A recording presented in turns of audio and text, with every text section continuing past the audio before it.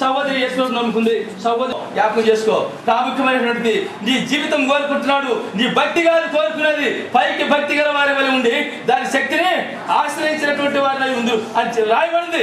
కాబట్టి శక్తితో కూడినటువంటి భక్తి కలిగినటువంటి వారిగా ఉండాలి. మనల్ని బట్టి అనేకులు ప్రభు దగ్గర రావాల్సినటువంటి వారు ఆగిపోతున్నారు అన్నమాట, ఆగిపోతున్నారు ప్రభు దగ్గర.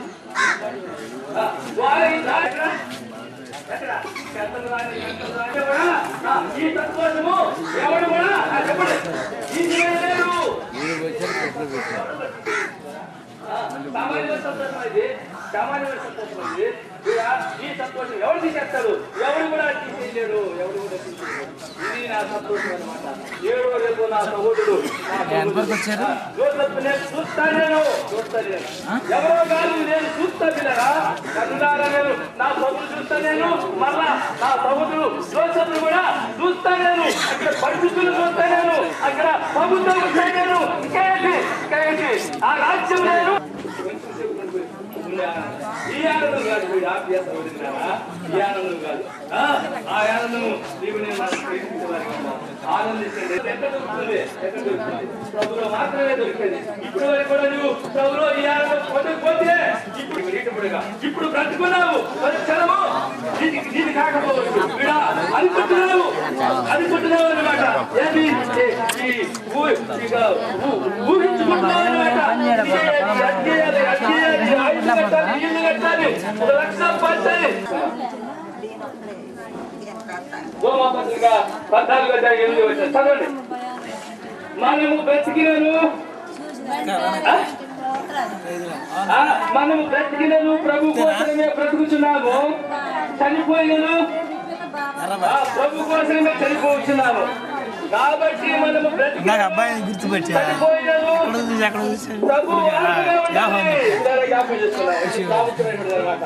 ఆయన భలే ఉండాలి, ఆయన కోరికలో ఉండాలి, జ్ఞాపకం చేస్తున్నాం. ఆ విధంగా లేకుండా మనము చూడము జ్ఞాపకం చేస్తున్నాం. పరిస్థితులు ఇంకా పరిస్థితిగా ఉండాలి, నీతిగా ఉండాలి.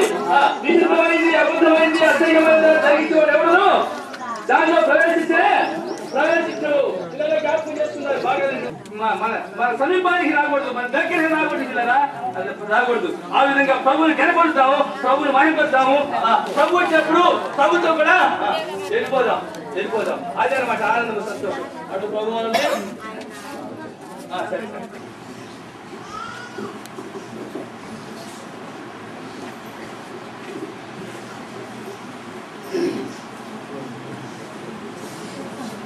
అందరికీ ప్రయోజనం ఇచ్చినందుకు అందరికీ ప్రయోజనం. చదువుకుంటా. దేవ గ్రంథం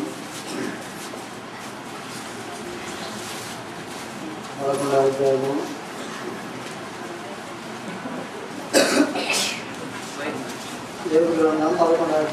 18వ వచనం. 11వ అధ్యాయము 18వ వచనం. ఏవు నమ్మకమునకు ఆస్పదము కలుగును, కనుక నీవు ధైర్యముగా ఉండుము. మొట్టమొదటిసారి నాయన చిలకలూరుపేటలో ఉన్నప్పుడు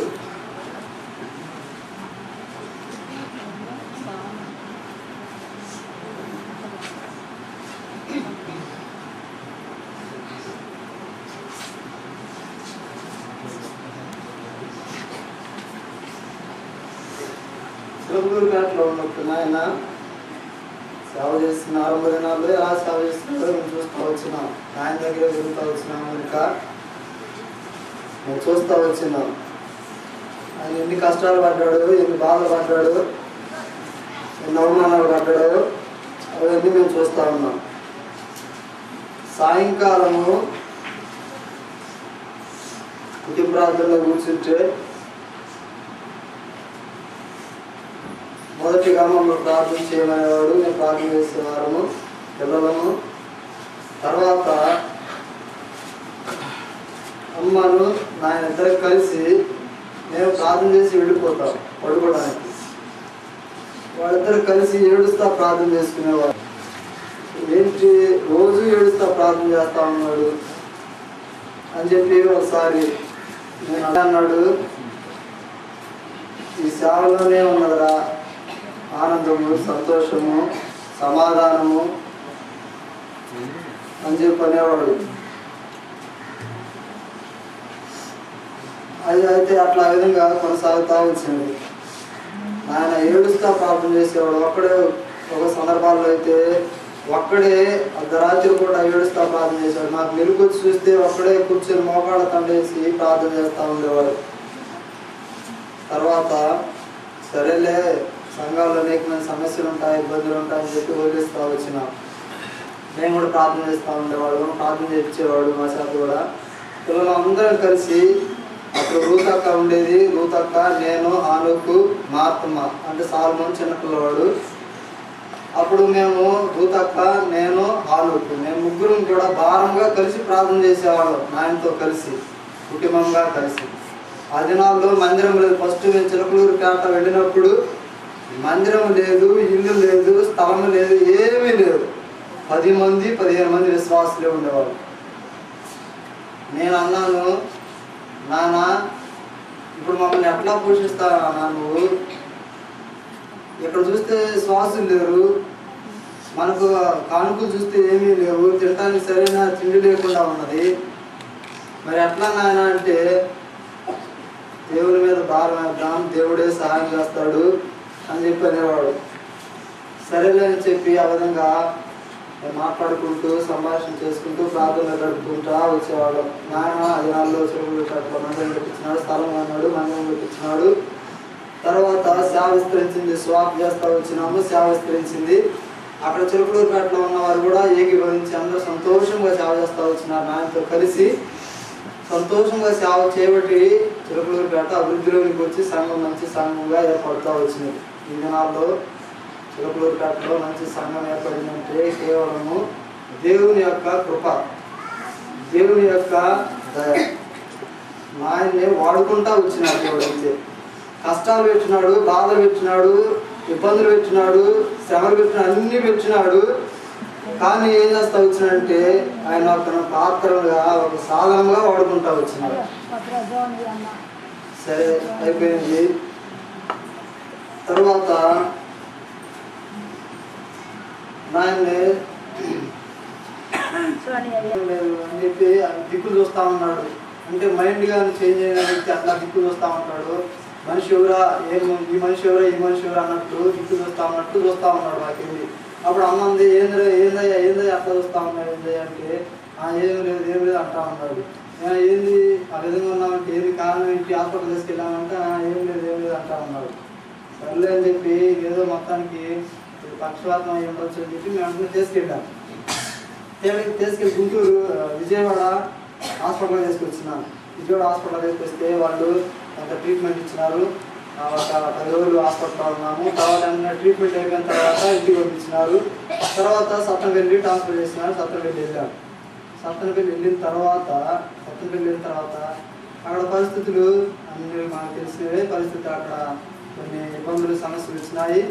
ఆ సమస్య వచ్చినా కానీ దేవుడు మమ్మల్ని మాత్రము, మా కుటుంబాన్ని మాత్రము కాపాడుతానే వచ్చినాడు. ఎన్ని సమస్యలు వచ్చినా, ఎన్ని ఇబ్బందులు వచ్చినా అయినా ఒకటి చెప్పుకోవాలా, ఆ పరిస్థితిలో ఉండి కూడా నాన్న ఆ విధంగా ఉండి కూడా రోగంతో, బాధతో, ఆయన వ్యాధిలో ఉండి కూడా మందిరంలోకి పోవడానికి ఎవరికి అందరూ భయపడతా వచ్చినారు.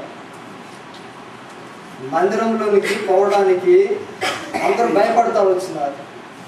నాన్న ఒక్కడే ప్రార్థనా కొడుకైనా సరే, నైట్ ఏ కొడుకైనా సరే ఒక్కడే తాళాలు తీసుకుని పోయి పులిపెట్ట మీద కూర్చునేవాడు. ఎవరు వచ్చినా రాకపోయినా తాళాలు తీసుకొని పోయి పులిపెట్ట మీద కూర్చునేవాడు. అప్పుడు మేము అనుకునేవాళ్ళం, ఎంత నాన్న ఏ టైం ఎట్లుంటుందో చెప్పలేము, ఎందుకంటే శత్రువు ఇక్కడ బాగా పనిచేస్తూ ఉన్నాడు. ఒకవేళ ఏదైనా చేయొచ్చు, ఎందుకంటే ఏదైనా చేయొచ్చు నాన్న, ఎందుకైనా మంచిదే అని చెప్పి మేము అంటా వస్తే అనేవాడు, కాదయ్యా దేవుడు చూసుకుంటాడు, మనం ఏం భయపడవద్దు, ఇది దేవుని పని, దేవుని పరిచర్య, దేవుని మందిరము, దేవుని సంఘం, ఇది ఏదైనా సరే దేవుడు చూసుకుంటాడు, మనం భయపడిన అవసరమే లేదు అని చెప్పి అంటా వచ్చినాడు. సరేలే అని చెప్పి మేము ఏం చేస్తా వచ్చినామంటే ఇంకా ఆ విధంగానే కొనసాగుతూ వచ్చినాము. తర్వాత మరలా సట్టకెళ్ళి అదే స్ట్రోక్లో మరలా ఆదివారం అట్లనే ఆదివారం క్రికెట్ మా తమ్ముడు సాల్మోను నాన్న అన్నంతా వేతన అందింది కదా అంటే లేవటానికి ప్రయత్నం చేస్తూ ఉన్నాడు కాబట్టి లేవలేకపోతున్నాడు. మేమేం చేసినామంటే ఏంటి నాయన అంటే ఇంకా ఎంత లేపినా కానీ లేవాలి. వెంటనే బాగా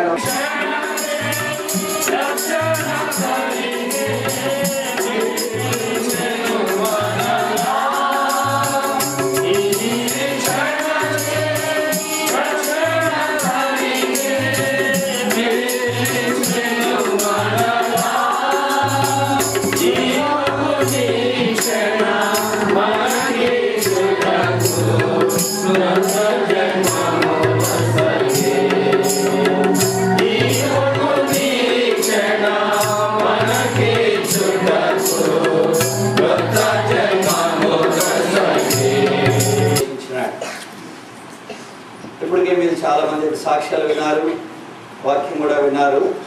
ఒక చిన్న మాట చదివి మనం ప్రార్థన చేస్తాం. యోబు గ్రంథము 19వ అధ్యాయము 25వ వచనము. అయితే నా విమోచకుడు సజీవుడనియు తర్వాత ఆయన భూమి మీద నిలుసుననియు నేను ఎరుగుదును. ఈలాగు నా చర్మము చీకిపోయిన తర్వాత శరీరముతో నేను దేవుని చూసేదను.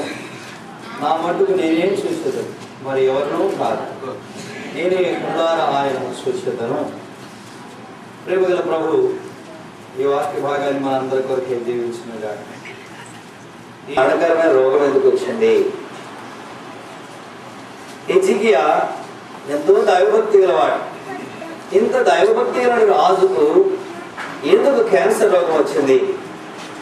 ఈ రీతిగా మన దేవుని వాక్యంలో మనం చూసినట్లయితే దేవుడే విశ్వాసిని తన సన్నిధికి సిద్ధపరిచే ముందు అనేక విధమైన అనుభవాలు కూడా తీసుకుని పోతాయి. రక్షణ అనేటువంటిది ఒక్క క్షణంలో జరిగే కార్యం.